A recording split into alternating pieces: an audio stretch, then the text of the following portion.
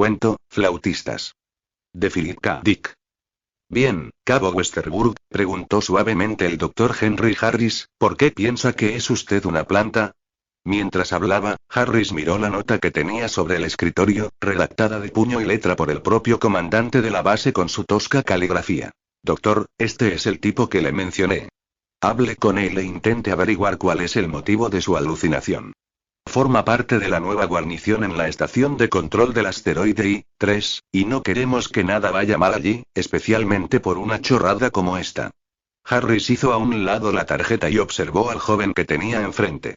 Parecía incómodo y ávido de evadir el interrogatorio. Harris frunció el ceño.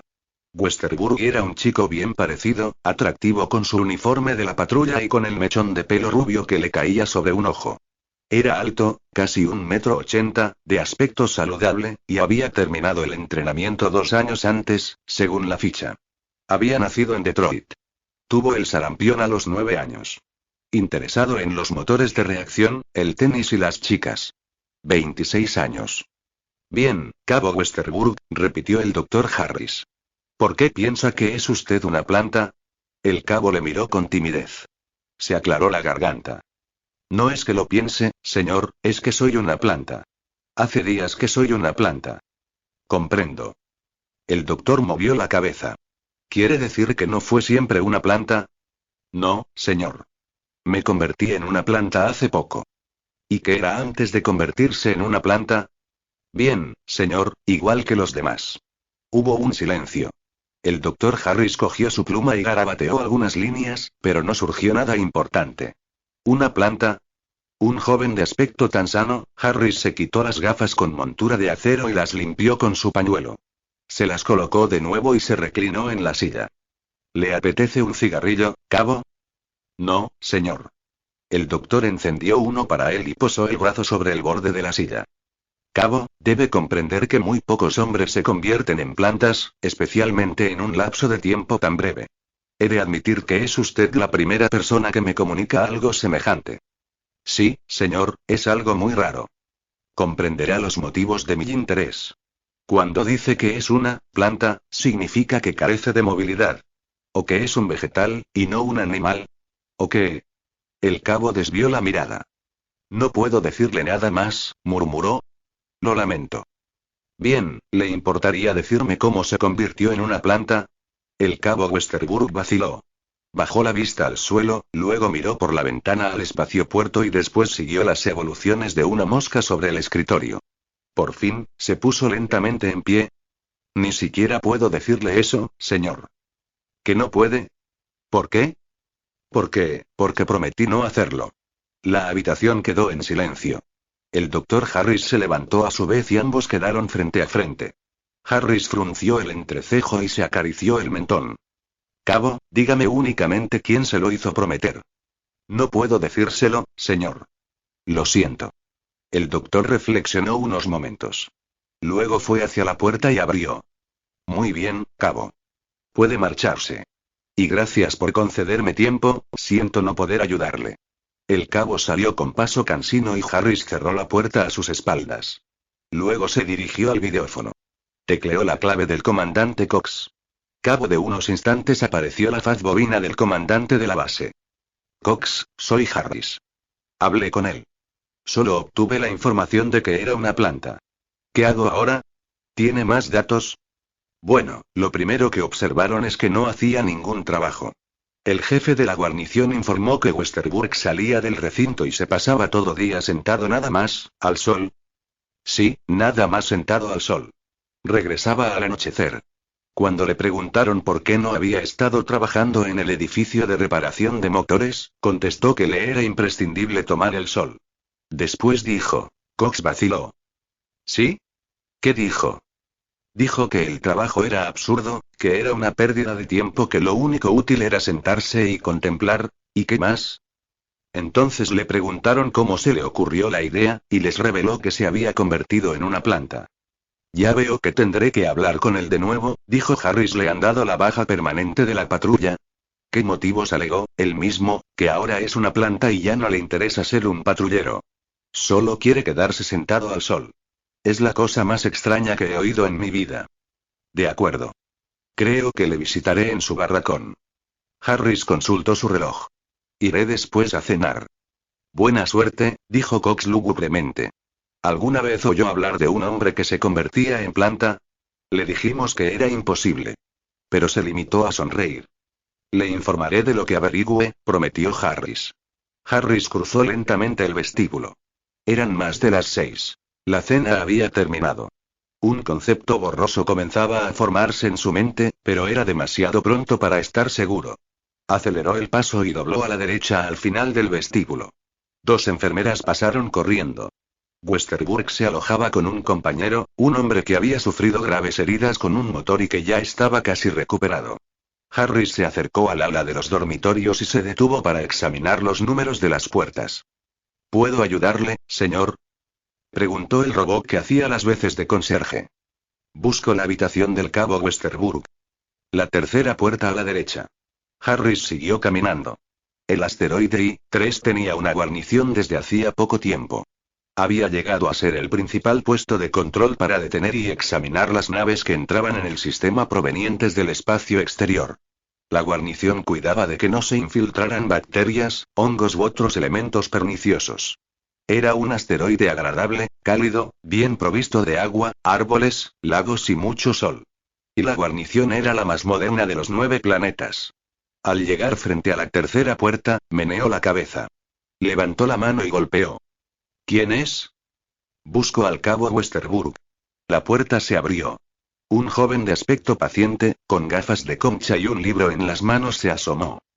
¿Quién es usted? El doctor Harris. Lo siento, señor. El cabo Westerburg está durmiendo. ¿Podría despertarle? Me interesa mucho hablar con él. Harris echó un vistazo al interior. Vio una habitación limpia, con un escritorio, una alfombra, una lámpara y 2 literas. Westerburg yacía en una de ellas, boca arriba, los brazos cruzados sobre el pecho y los ojos firmemente cerrados. Señor, dijo el joven, no creo que pueda despertarle por más que me esfuerce. ¿Por qué? Señor, el cabo Westerburg no se despierta hasta la salida del sol. Es imposible despertarle. ¿Catalepsia? Sin embargo, en cuanto sale el sol, salta de la cama y sale al exterior, donde permanece todo el día. Vaya, dijo el doctor. Bueno, muchas gracias, de todos modos. Regresó al vestíbulo y la puerta se cerró detrás de él. Es más complicado de lo que pensaba, murmuró. Volvió por donde había venido. Era un día cálido y soleado. El cielo se veía casi por completo despejado de nubes, y un viento suave se deslizaba entre los cedros que bordeaban la orilla del río, al que se llegaba por un sendero que se iniciaba al pie del hospital. Un puentecillo conducía al otro lado del río. Algunos pacientes, cubiertos por albornoces, se apoyaban en la barandilla y miraban distraídamente el agua. A Harris le costó varios minutos localizar a Westerburg. El joven no estaba con los demás pacientes, sino más allá de los cedros, en una franja brillante de pradera, rebosante de hierba y amapolas. Estaba sentado sobre una piedra plana y grisácea, inclinado hacia atrás y con la boca entreabierta. No advirtió la presencia del doctor Harris hasta que estuvo casi a su lado. Hola, dijo Harris con afabilidad. Westerburg abrió los ojos. Sonrió y se puso en pie con parsimonia, efectuando un movimiento grácil y ondulante, sorprendente para un hombre de su envergadura. Hola, doctor. ¿Qué le trae por aquí? Nada en especial. Quería tomar el sol. Venga, comparta mi roca. Westerburg se apartó y Harris se sentó con cuidado de no desgarrarse los pantalones con los afilados bordes de la roca. Encendió un cigarrillo y contempló en silencio el agua. Westerburg recobró su pintoresca posición, inclinado hacia atrás, apoyado sobre las manos y con los ojos fuertemente cerrados. Bonito día, dijo el doctor. Sí. ¿Viene cada día? Se está mejor aquí que adentro. No puedo estar adentro. ¿Que no puede? ¿Qué quiere decir? Usted se moriría sin aire, ¿verdad? ¿Y usted se moriría sin la luz del sol? Westerburg movió la cabeza en señal de asentimiento. Cabo, ¿puedo hacerle una pregunta? ¿Se propone hacer esto el resto de sus días? ¿Pretende seguir sentado al sol sobre una roca? Westerburg asintió. ¿Y su trabajo? Fue a la escuela durante años para ser un patrullero. Deseaba con verdaderas ganas ingresar en la patrulla. Obtuvo excelentes calificaciones, una posición de primera clase. No le apena abandonar todo esto. Le resultaría muy difícil volver. ¿No se da cuenta? Sí. ¿De veras va a tirarlo todo por la borda? Exacto. Harris permaneció en silencio un rato. Por fin, arrojó el cigarrillo y se giró hacia el joven. De acuerdo, supongamos que deja su trabajo y se sienta al sol. ¿Qué pasará después? Alguien ocupará su lugar, ¿no es cierto? Alguien tiene que hacer su trabajo. Si usted no lo hace, lo hará otro.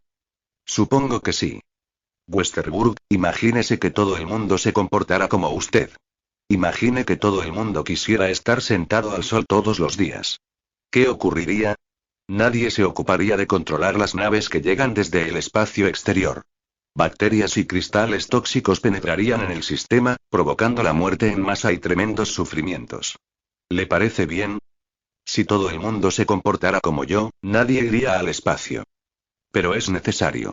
Hay que comerciar, hay que conseguir minerales, productos y plantas nuevas. ¿Por qué? Para que la sociedad prosiga su curso. ¿Por qué? Bien, Harris hizo un ademán vago. La gente no podría vivir sin una sociedad. Westerburg no respondió. Harris le miró fijamente, pero el joven no dijo nada. ¿No es así? Preguntó Harris. Quizá. Es un asunto complicado, doctor. Como ya sabe, me esforcé durante muchos años para pasar el entrenamiento. Tenía que trabajar para estudiar. Fregaba platos, hacía de pinche en las cocinas y por las noches estudiaba, aprendía, me quemaba las cejas, un día tras otro. ¿Sabe lo que pienso ahora? No. Ojalá me hubiera convertido antes en una planta. El doctor Harris se incorporó como impulsado por un resorte. Westerburg, cuando vuelva adentro, ¿tendría algún inconveniente en pasar por mi despacho? Me gustaría pasarle algunos tés, si no le importa. ¿La caja de sorpresas? Westerburg sonrió. Ya imaginaba que acabaríamos así.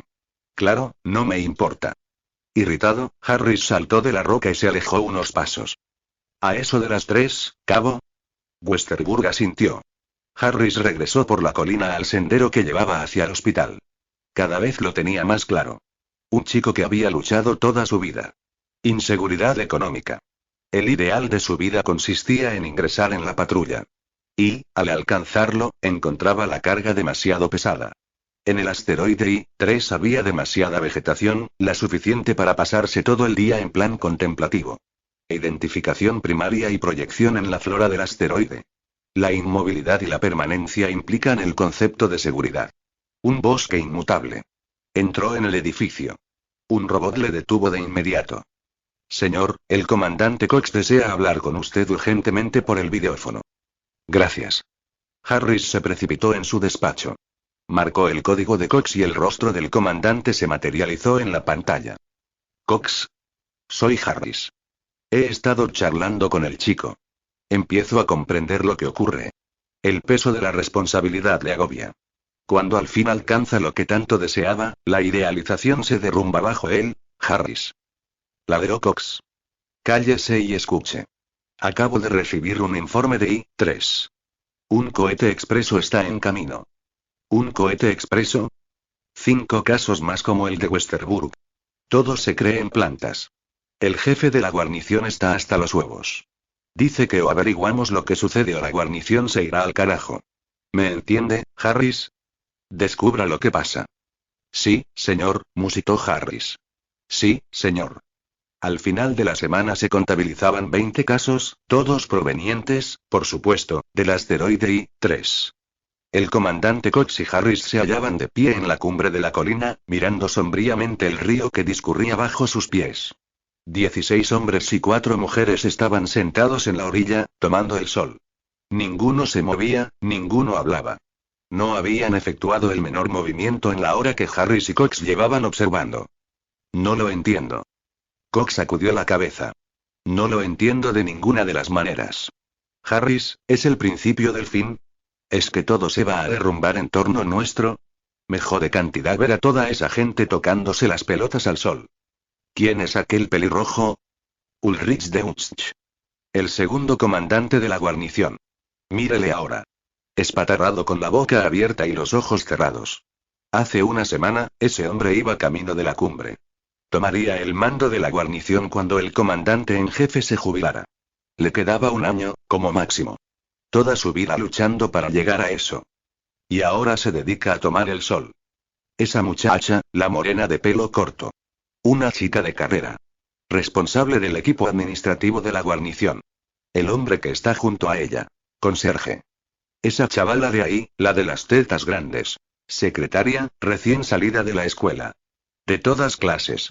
Y esta mañana me comunicaron que vienen 3 más en camino. Harris asintió. Lo más raro es, que realmente les gusta sentarse allí. Son completamente racionales. Podrían hacer cualquier otra cosa, pero no quieren. ¿Y bien? Preguntó Cox. ¿Qué piensa hacer? ¿Ha descubierto algo? Contamos con usted. Dígame lo que sabe. No obtuve nada de ellos con las entrevistas, pero la caja de sorpresas ha proporcionado algunos resultados interesantes. Entremos y se lo enseñaré. Bien. Cox se encaminó al hospital. Enséñeme lo que tenga. El asunto es muy grave. Ahora entiendo lo que sentía Tiberio cuando los cristianos salieron a la luz. Harris apagó las luces. El cuarto quedó completamente a oscuras. Le pasaré el primer rollo. El sujeto es uno de los mejores biólogos de la guarnición, Robert Bradshaw. Llegó ayer. Obtuve un buen material de la caja de sorpresas porque la mente de Bradshaw es muy peculiar. Contiene una cantidad de material reprimido de naturaleza no racional superior al de la media. Oprimió un interruptor. El proyector zumbó, y en la pared opuesta apareció una imagen tridimensional en color, tan real como si contemplaran al hombre en persona. Robert Bradshaw frisaba en la cincuentena, era corpulento, de pelo gris acero y mandíbula cuadrada. Estaba sentado tranquilamente en una silla, con las manos apoyadas en el respaldo, indiferente a los electrodos sujetos a su cuello y muñecas. Ahora empieza, indicó Harris. Observe. Apareció su propia imagen filmada, acercándose a Bradshaw. Bien, señor Bradshaw, dijo la imagen, esto no le causará ningún daño y, sin embargo, nos ayudará mucho a nosotros. La imagen movió los controles de la caja de sorpresas. Bradshaw se puso rígido y apretó las mandíbulas, pero ya no se volvió a mover. La imagen de Harris le examinó por un tiempo y después se apartó de los controles. ¿Me oye, señor Bradshaw? Preguntó la imagen. Sí. ¿Cómo se llama? Robert Bradshaw. ¿Qué cargo ocupa? Jefe de biología en la estación de control de I-3. ¿Se encuentra allí ahora? No. He vuelto a la Tierra. Estoy en un hospital. ¿Por qué? Porque admití ante el jefe de la guarnición que me había convertido en una planta. ¿Es eso verdad? ¿Es usted una planta? Sí, en un sentido no biológico. Conservo la fisiología de un ser humano, por supuesto. ¿Qué entiende usted por ser una planta? Se trata de una actitud. En psicología se denomina Weltanschauung. Continúe. A un animal de sangre caliente, a un primate superior, le es posible adoptar hasta cierto punto la psicología de una planta. ¿Sí? Me refiero a esto. ¿Les pasa lo mismo a los otros? Sí. ¿Cómo llegaron a adoptar esta actitud? La imagen de Bradshaw titubeó. Hizo una mueca. ¿Lo ve? Le indicó Harris a Cox. Un poderoso conflicto. De haber estado consciente no habría seguido. Yo, ¿sí? Me enseñaron a convertirme en una planta. La imagen de Harris mostró sorpresa e interés. ¿Qué significa que le enseñaron a convertirse en una planta? Comprendieron mis problemas y me enseñaron a ser una planta. Ahora me he desembarazado de los problemas. ¿Quién? ¿Quién le enseñó? Los flautistas. ¿Quién? Los flautistas. ¿Quiénes son los flautistas? No hubo respuesta. Señor Bradshaw, ¿quiénes son los flautistas? Después de una larga y agónica pausa, los labios se movieron. Viven en los bosques. Harris detuvo el proyector y las luces se encendieron. Cox y él parpadearon. Esto es cuanto pude obtener, explicó Harris. Y puedo considerarme afortunado. No esperaba que me dijera nada. Todos prometieron no revelar quién les había enseñado a ser plantas. Los flautistas que viven en los bosques de I-3. ¿Contaron los 20 la misma historia? No. Harris hizo una mueca de disgusto. La mayoría opusieron mucha resistencia. Ni siquiera les extraje esta información. Los flautistas, reflexionó Cox. ¿Y bien? ¿Qué se propone hacer?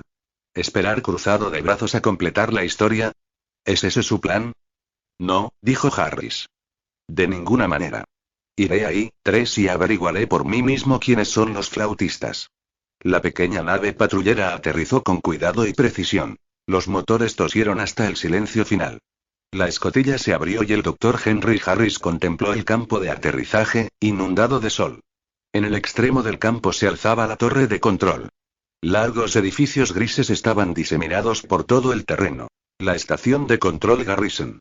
Un enorme crucero venusino se hallaba estacionado en las cercanías. Un inmenso casco verde semejante a una gran babosa.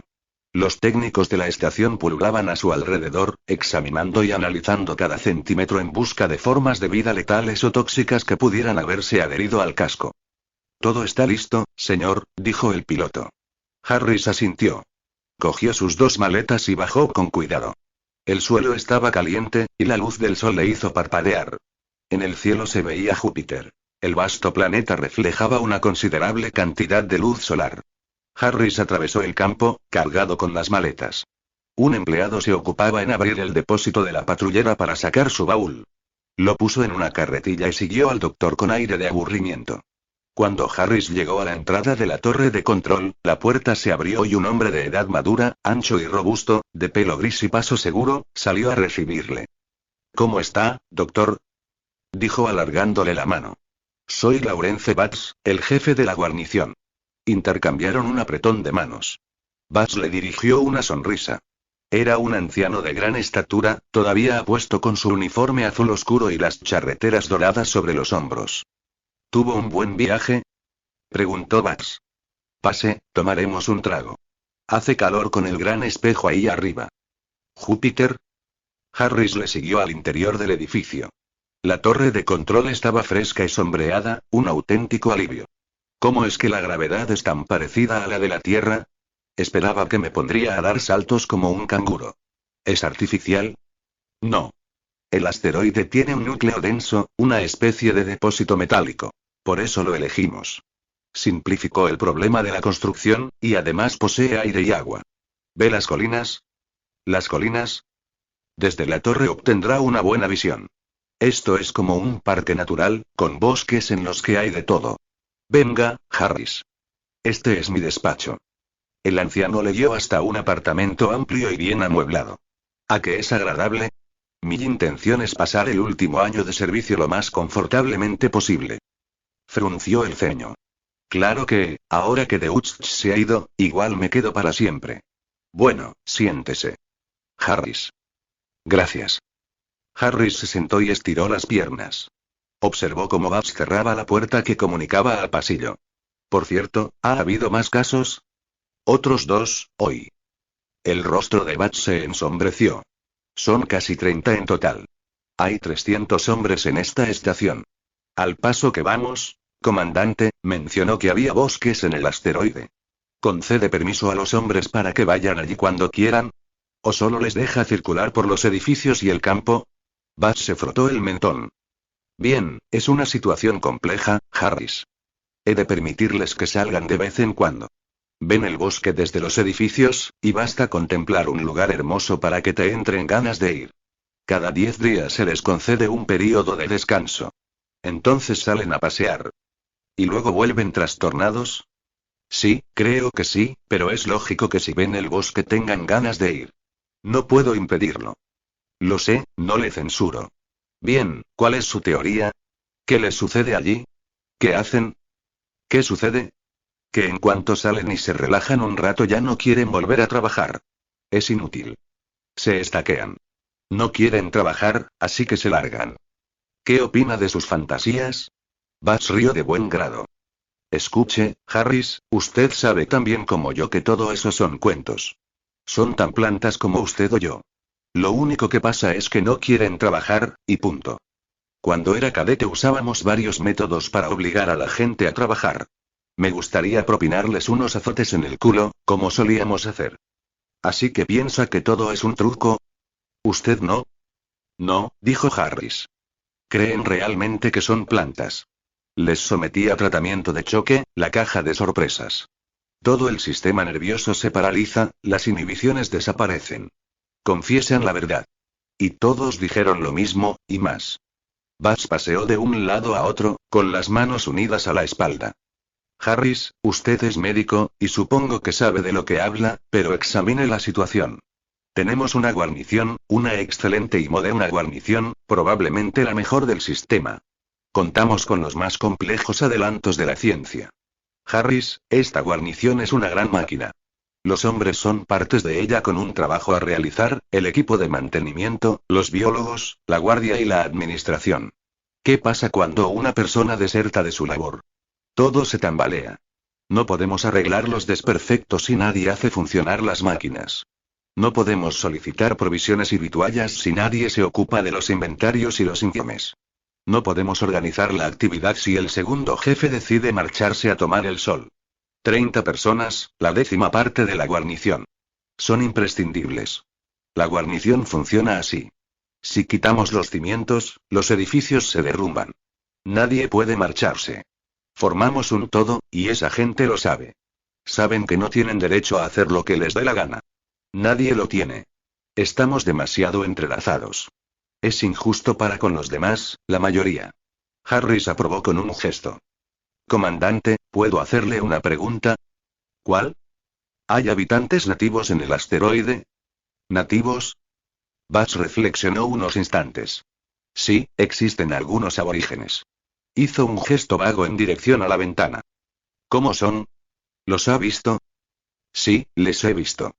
Al menos, les vi la primera vez que se acercaron por aquí. Me rodearon un rato, nos observaron y se largaron. ¿Han muerto? ¿Alguna enfermedad? No. Simplemente, se esfumaron en el bosque. Imagino que deben de continuar allí. ¿Qué clase de gente es? Bueno, la leyenda dice que provienen de Marte, aunque no se parecen mucho a los marcianos. Son de piel oscura, cobriza. Delgados. Muy ágiles a su manera. Cazan y pescan. Carecen de lenguaje escrito. No les prestamos mucha atención. Entiendo. Harris hizo una pausa. Comandante, ¿ha oído hablar de los flautistas? ¿Los flautistas? Bats frunció el ceño. No. ¿Por qué? Los pacientes mencionaron unos seres a los que llamaban los flautistas. Según la declaración de Bradshaw, los flautistas les enseñaron a ser plantas. Los flautistas. ¿Qué son? No lo sé, admitió Harris. Pensé que usted lo sabría. Mi primera deducción, por supuesto, fue que se trataba de nativos, pero ahora ya no estoy tan seguro después de oír su descripción. Los nativos son salvajes primitivos. Es imposible que puedan enseñar algo a nadie, especialmente a un biólogo de altos vuelos. Harris titubeó. Comandante, me gustaría explorar los bosques. ¿Es posible? Desde luego. No habrá problemas. Ordenaré que un hombre le acompañe. Prefiero ir solo. ¿Existe algún peligro? No, ninguno que yo sepa. Excepto los flautistas, concluyó Harris. Lo sé. Bueno, solo hay una forma de encontrarles, y es esa. Tomaré todo tipo de precauciones. Si camina en línea recta, estará de vuelta en la guarnición en menos de 6 horas. Este jodido asteroide no es muy grande. Hay un par de ríos y lagos, de modo que procure no ahogarse. ¿Serpientes o insectos venenosos? No tenemos noticia. Al principio hicimos bastantes exploraciones, pero la hierba ha vuelto a crecer. Nunca encontramos nada peligroso. Gracias, comandante. Harris se levantó y le estrechó la mano. Nos veremos antes del anochecer. Buena suerte. El comandante y 2 guardias armados salieron y se dirigieron hacia la guarnición. Harris les vio desaparecer en el interior del edificio. Después se adentró en el macizo de árboles. El bosque estaba silencioso. Árboles enormes de color verde oscuro le rodeaban por todas partes. Parecían eucaliptos. El suelo era suave, cubierto de miles de hojas caídas de los árboles. Al cabo de un rato atravesó un claro de hierba quemada por el sol. Miríadas de insectos surgían de los tallos secos. Algo corrió a esconderse entre la vegetación. Divisó una bola gris con muchas piernas y antenas temblorosas. El claro terminaba al pie de una colina. El camino se empinaba más y más. Ante él se extendía una infinita pradera verde y salvaje. Descansó unos minutos para recobrar el aliento. Siguió adelante. Descendió hacia una quebrada profunda en la que crecían helechos del tamaño de árboles. Pisaba un auténtico bosque del Jurásico. Los helechos unían sus copas sobre su cabeza. Se abrió paso con sumo cuidado. Notó el aire más frío. El suelo de la quebrada era húmedo y silencioso. Llegó a un terreno llano. Densas matas de helechos crecían por todas partes, silenciosos e inmóviles, oscureciendo el suelo. Halló un sendero natural, el antiguo lecho de un río, áspero y rocoso, pero fácil de seguir. La atmósfera era pesada y opresiva. Más allá de los helechos pudo ver la ladera de la próxima colina, una pradera verde que ascendía por ella. Tenía enfrente algo grisáceo. Grandes rocas amontonadas. El lecho seco del río conducía directamente hacia ellas. Imaginó que se trataba de un antiguo lago del que nacía el río. Trepó con dificultades a la primera roca y descansó al llegar arriba. Hasta entonces no había tenido suerte. Ni rastro de los nativos, los únicos que tal vez podrían ayudarle a encontrar a los misteriosos flautistas que engatusaban a los hombres, caso de que existieran. Si pudiera hablar con los nativos, tal vez descubriría algo, pero el éxito no le sonreía. Paseó la mirada en derredor. El bosque estaba en silencio. Una ligera brisa movía las hojas. ¿Dónde estaban los nativos? Probablemente tenían un poblado, cabañas, un claro. El asteroide era pequeño. Daría con ellos antes del anochecer. Descendió por las rocas y volvió a trepar por las siguientes. De repente, se detuvo a escuchar. Oyó un sonido lejano, el sonido del agua. ¿Se estaba acercando a un lago? Reemprendió el camino con la esperanza de localizar el origen del sonido. Continuó subiendo y bajando rocas. El silencio era total, excepto por el ruido distante del agua. Quizá una catarata o un torrente. Si lo encontraba, hallaría a los nativos. Las rocas se acabaron y apareció de nuevo el lecho del río, bastante húmedo, fangoso y cubierto de musgo. Seguía una buena pista. El cauce había llevado agua recientemente, quizá durante la estación de las lluvias. Subió por una de las márgenes a través de los helechos y las enredaderas. Una serpiente dorada se cruzó en su camino. Algo brillaba entre los helechos. Agua. Un lago. Corrió en aquella dirección, apartando las enredaderas que le impedían el paso. Llegó al borde de un lago, un profundo lago enclavado entre las rocas grises, rodeado de plantas. El agua era clara y brillante, y nacía de una catarata que caía por el extremo opuesto. Era hermoso, y permaneció admirando la serenidad del lugar. Un rincón virginal, inalterado desde que se formó el asteroide. Quizá, incluso, era el primero en verlo, tan oculto y disimulado entre la vegetación. Le deparó una sensación extraña, casi de propiedad. Dio unos pasos en dirección al agua. Y entonces la vio. La muchacha estaba sentada en la otra orilla. Miraba el agua con la cabeza apoyada en una rodilla doblada. Enseguida reparó en que había estado bañándose. Su cuerpo cobrizo todavía estaba húmedo y brillante al sol. No le había visto. Harris contuvo el aliento, incapaz de apartar la vista de ella. Era muy hermosa. Su largo pelo oscuro le cubría los hombros y los brazos. Tenía el cuerpo delgado y esbelto. La perfección de sus formas le impresionó, a pesar de que estaba acostumbrado a contemplar toda clase de anatomías. El tiempo, inmóvil, extraño, pasó mientras la admiraba. Tal vez el tiempo se había detenido en la imagen de la muchacha sentada sobre una roca y los helechos tan quietos como si estuvieran pintados a sus espaldas. De repente, la chica levantó los ojos. Harris se revolvió inquieto, consciente de entremeterse en su intimidad. Retrocedió un paso. Lo siento, murmuró. Vengo de la guarnición. No pretendía espiarla. Ella asintió sin hablar. ¿No le importa? Preguntó Harris al instante. No. Hablaba la lengua de la tierra. Se acercó un poco, bordeando el lago. Espero que no la esté molestando. Pronto me iré del asteroide. Acabo de llegar de la Tierra. Ella esbozó una sonrisa tímida. Soy médico. Me llamo Henry Harris. Miró el cuerpo cobrizo que brillaba al sol, la fina capa de humedad que cubría sus brazos y sus muslos. Tal vez le interese saber por qué estoy aquí. Es posible que pueda ayudarme. ¿Sí? ¿Le gustaría ayudarme? Sí, sonrió ella. Claro que sí. Estupendo. ¿Puedo sentarme? Se acomodó sobre una roca plana, de cara a ella. ¿Un cigarrillo? No. Bueno, me fumaré uno. Lo encendió y aspiró una profunda bocanada. Tenemos un problema en la guarnición. Algo les está sucediendo a los hombres, y se extiende como una epidemia. Hay que averiguar las causas antes de que la guarnición se venga abajo. Aguardó unos segundos. Ella asintió levemente.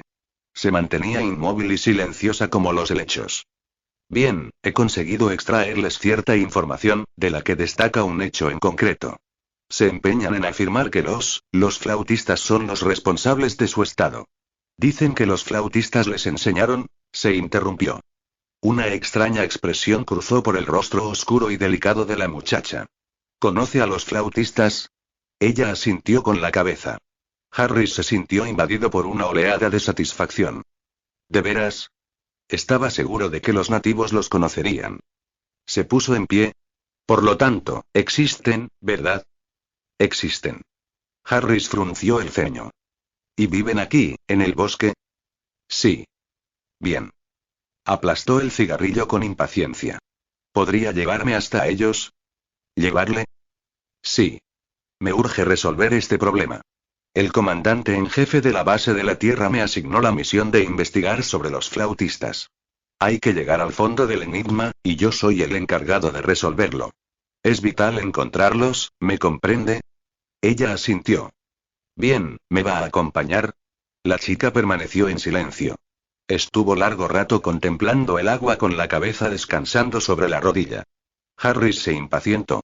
Apoyó su peso en un pie, y luego en el otro. ¿Lo hará? Insistió.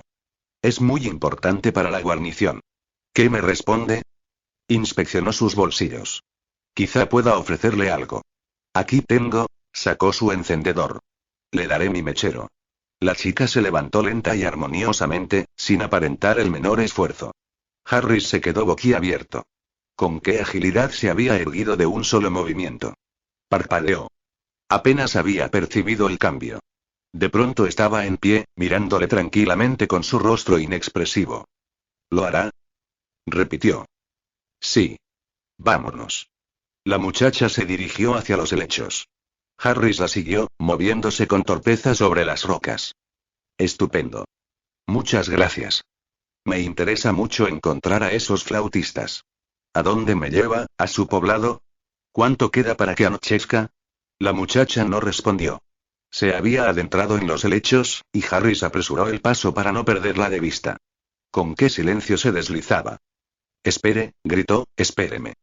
La joven se detuvo a esperarle, grácil y hermosa, observándole sin decirle una palabra. Harris penetró en la masa de helechos, pisándole los talones. «¡Que me aspen!», exclamó el comandante Cox. No ha tardado mucho. Bajó de 2 en 2 los escalones. Deje que le eche una mano. Harris sonrió mientras acarreaba sus pesadas maletas. Las dejó en el suelo con un suspiro de alivio.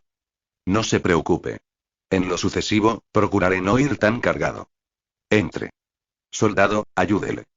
Un patrullero se acercó y cogió una maleta. Los tres tomaron por el pasillo que conducía a las habitaciones de Harris. Este abrió la puerta y el patrullero depositó la maleta en el suelo. Gracias, dijo Harris. Colocó la otra junto a la primera. Estoy contento de volver, aunque sea por poco tiempo.